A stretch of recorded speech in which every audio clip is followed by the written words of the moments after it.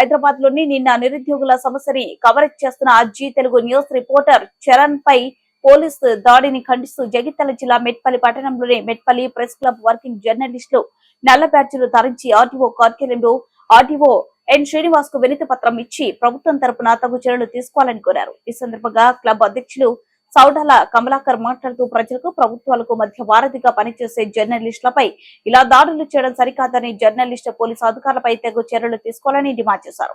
ఈ కార్యక్రమంలో కోరుకంటి విజయ్, షౌకాత్ అలీ, బెజ్జరపు నవీన్, నలంద్రి, అల్లే సంతోష్, దూరిశెట్టి హరీష్, ముధాం శ్రీనివాస్ తదితరులు పాల్గొన్నారు.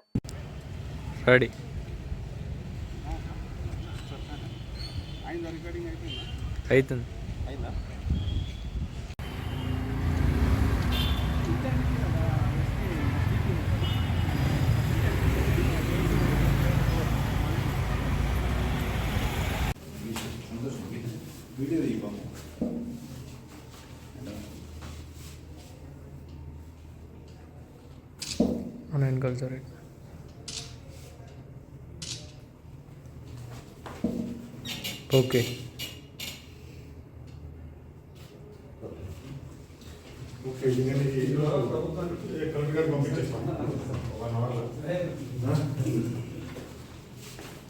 హైదరాబాద్లో నిన్న నిరుద్యోగులు వాళ్ళ సమస్యల మీద నిరసన తెలుపుతుంటే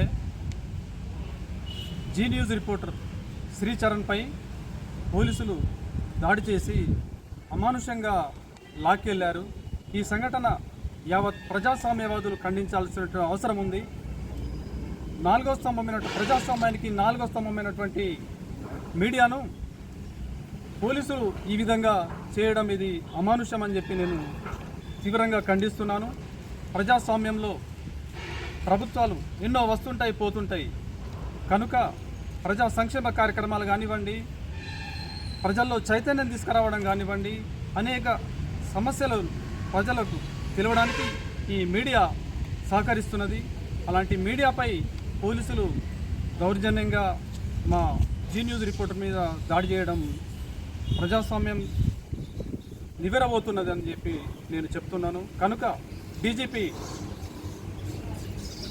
జితేందర్ గారు ఎవరైతే మా జీ న్యూస్ రిపోర్టర్పై దాడి చేసిండో ఆ పోలీస్ అధికారిపై సస్పెండ్ చేసి చర్యలు తీసుకోవాలని చెప్పి డిమాండ్ చేస్తున్నాం.